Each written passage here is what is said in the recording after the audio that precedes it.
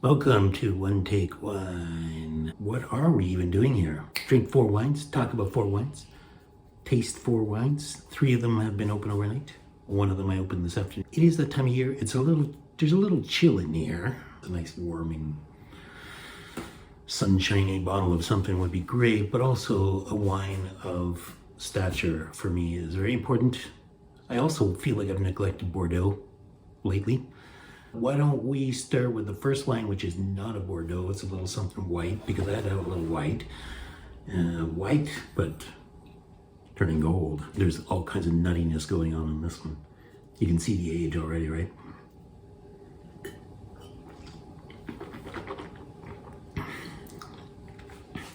It's absolutely delicious. Almond, almost roasted pecan, caramel, pineapple filling for a pastry of some kind of a tart, but a creamy one, you know.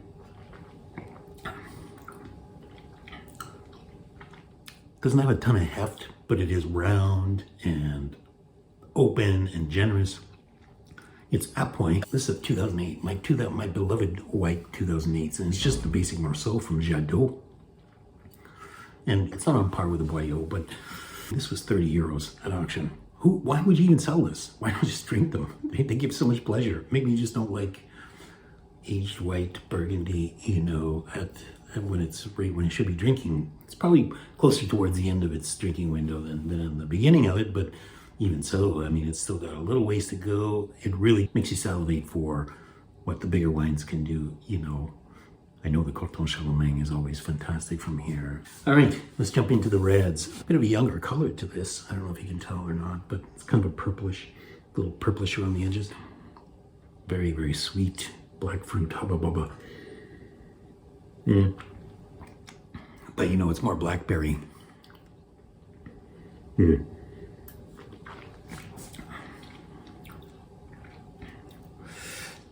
very round, but full, fleshed out, and a lovely, lovely carpet of tannin. Here, some very sneaky kind of length that's just hovering and kind of floating right along with that carpet of tannin. Bit of bitterness in the back to keep things interesting. I love the mouthfeel of this because it's right down the center of the palate. It has this kind of this strictness and this drive that's just going to soften with time. But also a freshness to this that is indescribable. And then that sort of coffee and even a bit of spice. Gosh darn good wine.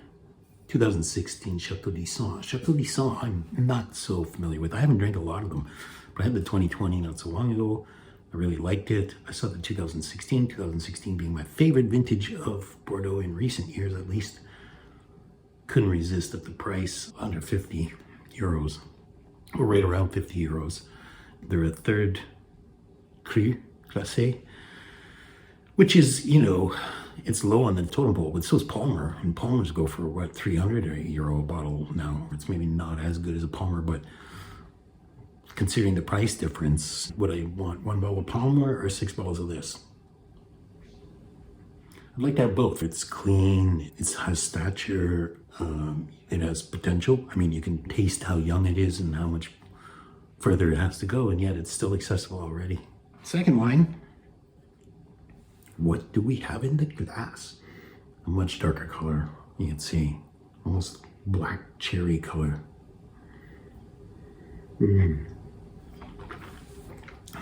That nose is so compelling. That nose has got, actually it is a black cherry kind of nose. Lovely acidity in this, more so than the previous wine. And also a depth, a real heavy sort of darkness to it. Like a core darkness that kind of flits around on your palate and sort of changes and shimmies and shakes a little. This is exceptionally good. I'm quite surprised.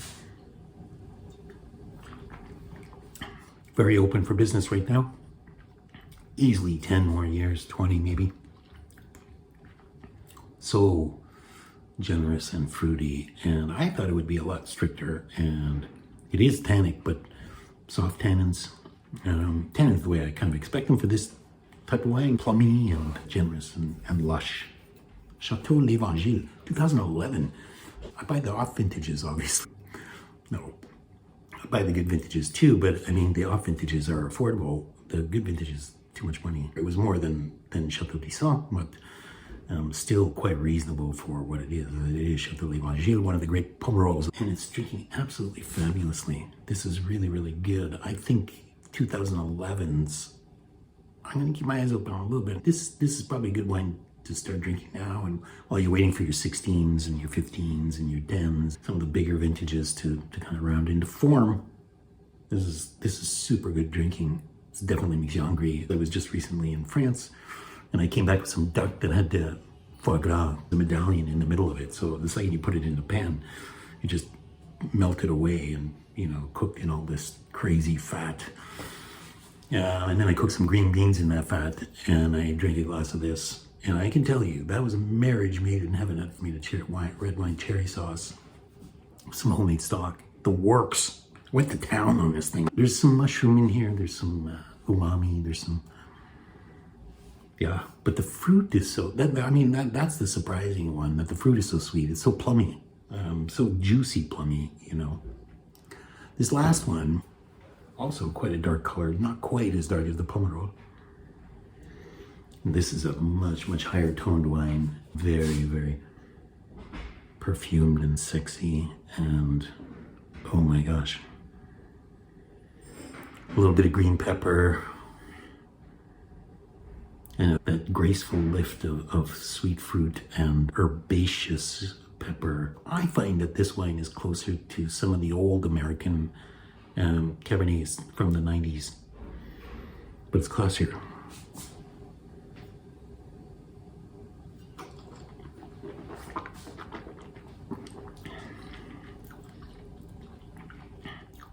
This wine's got a little bit more of everything. It's not as thick and unctuous and inky as the previous wine.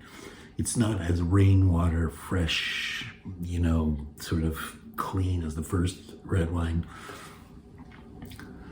But is this ever built to make a statement? I mean, what a classy wine. It's just so balanced. Everything has its place, but they all come together in such a perfect way. It's a high art. Really, in wine, often the components, I mean, even in the first one, the Chateau D'Issan, even though I love everything, I wouldn't say all the components fit together so seamlessly that you know, they meld in such a way that you're in awe just at the structure of it from that perspective. It's more the different impressions you get and the shimmering between different takes that makes that wine special.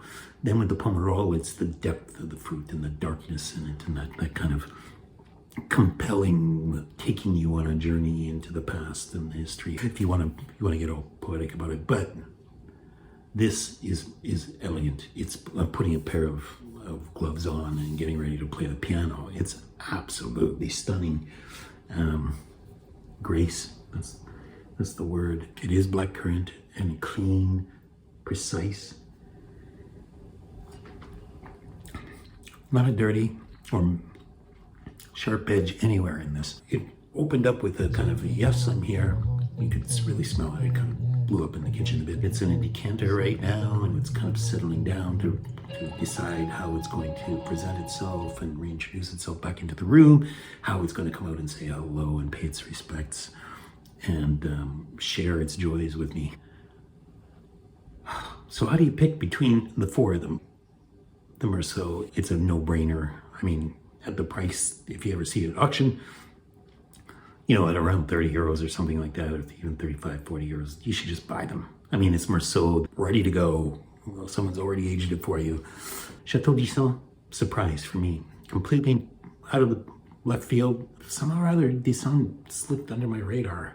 It's great quality Bordeaux at a reasonable price, and honestly, you should be buying them by the case. If you like Bordeaux, if you like Margaux. It's quintessentially Margaux, but too, it's got that rainwater cleanliness that Margaux has a very special note about it. I call it rainwater clean. You know, the streets have just been fresh spring rain. That's not what it is, but that's what it reminds me of. That's what it evokes in me. L'Évangile, 2011. You know, fantastic to try a 2011 that's performing in top shape. Great to see that L'Évangile performs in these off vintages, which I know anyway, but still nice to have it confirmed again. 2011 is a vintage that nobody really wants, so you should be able to find that one on the secondary market pretty easily. And like I said, this is drinking wine, and who doesn't like drinking Pomerol? It feels like an indulgence, like you're doing something you shouldn't be doing. And then my beloved Pichon Comtesse. It's the freshest, the juiciest. It's the one that makes you salivate. Your whole mouth is kind of wanting more. It's the most elegant of the three. It's also the highest price of the three. These are going up in price, so they're not the value they were just a couple of years ago. The vintages can be anywhere between 100 and 200. So you get lucky, you'll be around 100 on the low end. But they're worth it because they are special occasion wines. They're great wines. They deserve more respect than they get. That's what I had for this time. It was a pretty exciting afternoon for me. I hope you enjoyed the video. I hope you'll join me next time. And until then, stay thirsty.